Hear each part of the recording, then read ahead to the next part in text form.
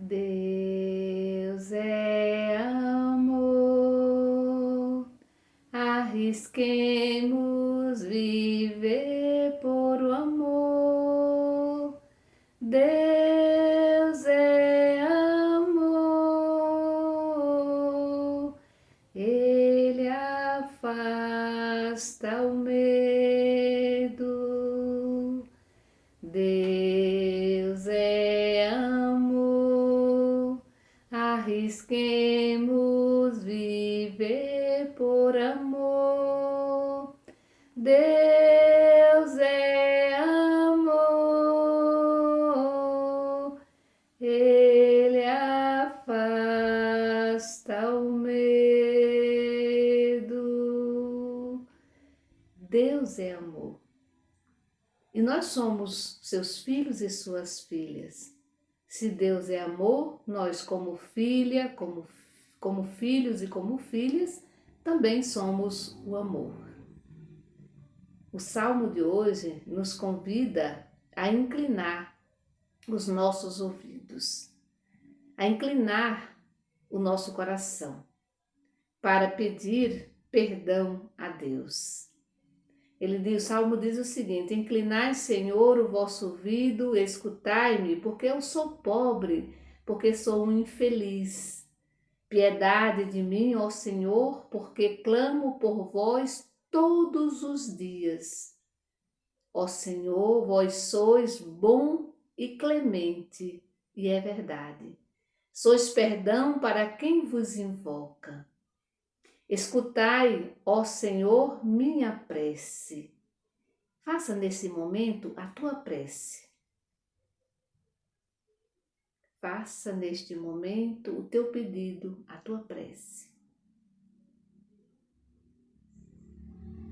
Escutai, ó Senhor, minha prece,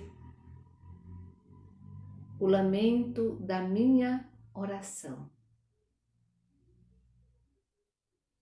Nesse momento também nós queremos rogar a Deus pela Ricele Tereza, pelo Ricele, pela Tereza Bezerra, pelo Luiz Carlos Brito, Alex Mota, Neide Solange, Milena Coelho, Maroli, Solange Oliveira, Joana Lucivânia Martins, seu Francisco do Teso, Carla Graciene Silva Soposto, Cássio Leonardo, Bárbara Costa, Dona Francisca, Maria de Lourdes Feitosa, Marta Nunes e Rita Nunes, Hilda, Francimar, Edith Soares, Iranilda, Edith, Luciana, Francisca Adailma, o Júnior, Carlos de Jesus, a Silvete, Cirlândia, Lene, Landim, Liu, Aliene Santana Rocha, Miguel Barros, Charleson, Ana Gabriela, Maria Rita, Cecília, Pedro Miguel, os nossos idosos, as nossas idosas,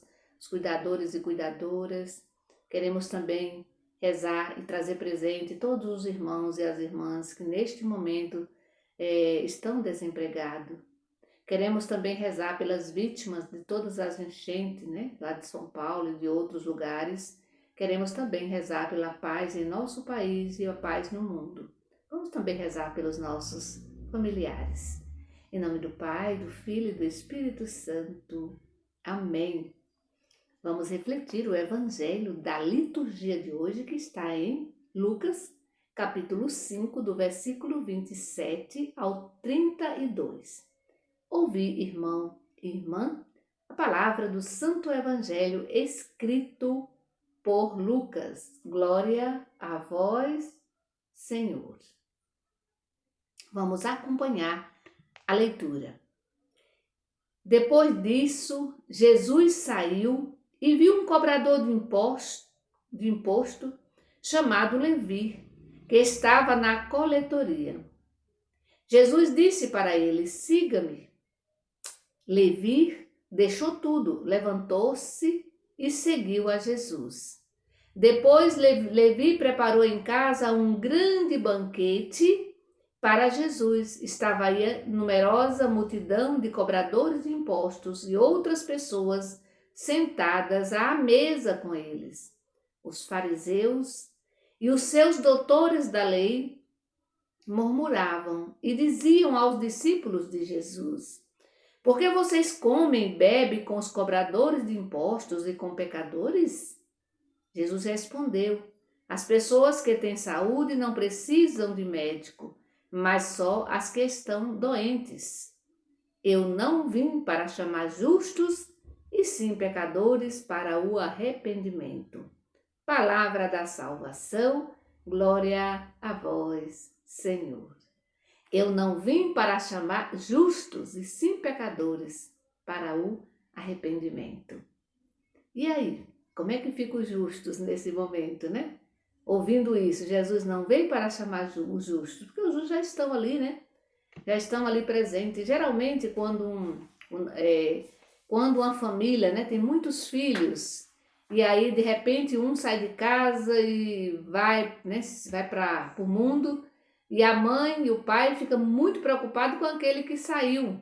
Mas não é que, ele não, que o pai e a mãe não se preocupam também com aqueles que ficam em casa.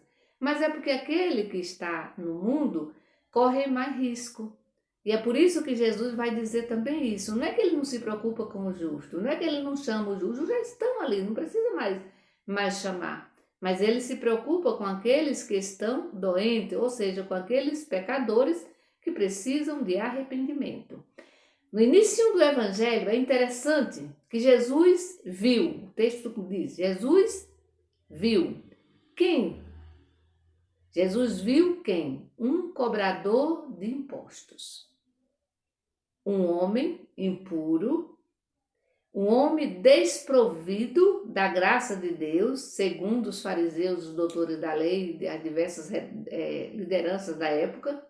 Portanto, é um homem desprovido da graça de Deus, é um excluído. Ele tinha dinheiro, era um cobrador de impostos, ele não era pobre, mas ele era excluído. Ou seja, era um Zé Ninguém para os judeus da época, para os fariseus, para os doutores da lei, porque era alguém que era impuro, que era pecador público, conhecido por todo mundo. E é interessante que Jesus viu. O que Jesus viu? Jesus viu o céu através de um homem considerado impuro. Ele consegue enxergar a beleza de Levi. Depois também ficou conhecido como Mateus. Jesus consegue enxergar, além do homem impuro, além do cobrador de imposto, né? Além daquele desprovido da graça de Deus, entre aspas, ele consegue enxergar a beleza. Ele consegue ver o céu naquela pessoa. Fico pensando muitas vezes que às vezes a gente também não consegue muito enxergar nas pessoas que a gente convive, mesmo alguém da nossa família ou da comunidade, a gente às vezes olha e não olha com esse olhar de Jesus.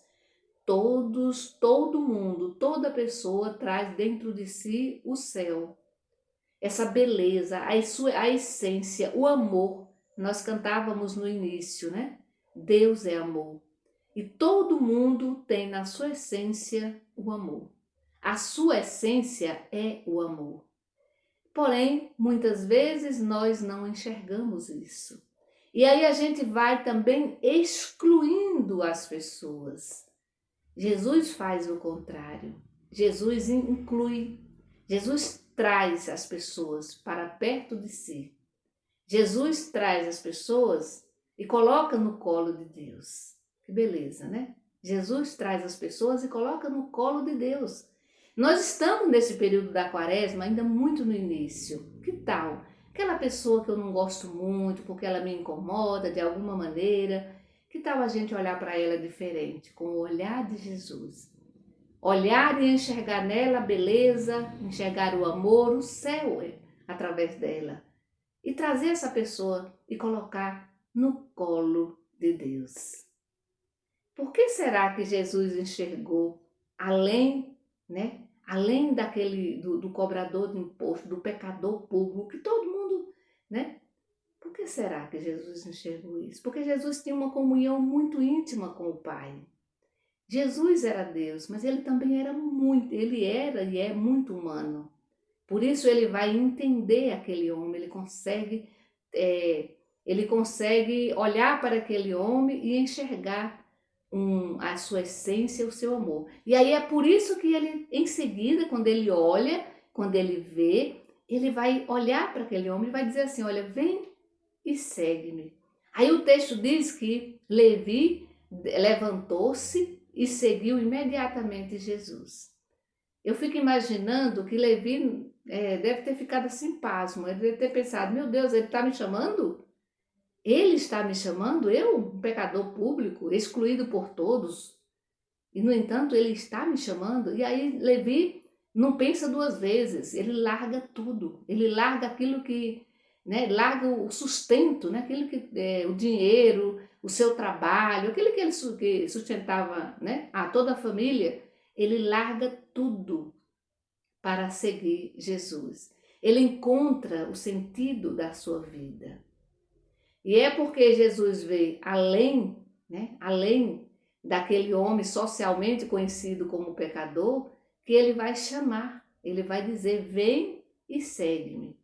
E Levi, Mateus, feliz da vida, vai deixar tudo e vai, veja só qual é a primeira atitude. Primeiro ele levanta, ele deixa tudo e depois ele vai convidar Jesus para um banquete na sua casa. Jesus vai participar de um banquete na casa de Levi. E quem está ali? Os seus amigos, os seus colegas, os cobradores de impostos, os pecadores públicos, todos estão ali e todos sentam à mesa, né? Todos sentam à mesa, todos participam do banquete. Mas tem alguém que está de olho em Jesus, que são os fariseus, os doutores da lei, e eles são tão covardes que eles não perguntam para Jesus, mas eles vão perguntar para os discípulos de Jesus. Mas era possível que esse homem não sabe que ele é um pecador e senta à mesa com cobradores de impostos e com outras pessoas, né, de má fama? E aí eles ficam murmurando. As pessoas mal amadas, elas murmuram, elas reclamam, elas não aceitam ver outras pessoas felizes. E certamente esses cobradores de impostos, esses fariseus, esses doutores da lei, eram pessoas muito mal amadas. E aí Jesus vai responder, as pessoas que têm saúde não precisam de médico, mas só as que estão doentes. Eu não vim para chamar justo, mas eu vim para chamar os pecadores para o arrependimento. Que bonito. Isso é muito lindo porque isso faz com que a gente também repense as nossas atitudes. Quantas vezes nós olhamos para as pessoas e achamos que só pelo fato dela ter cometido algum erro na vida, está condenado para o resto da vida. É como se não merecesse as graças de Deus, a salvação. No entanto, Jesus está dizendo para nós, se você se arrepende, você ganha tranquilamente a salvação.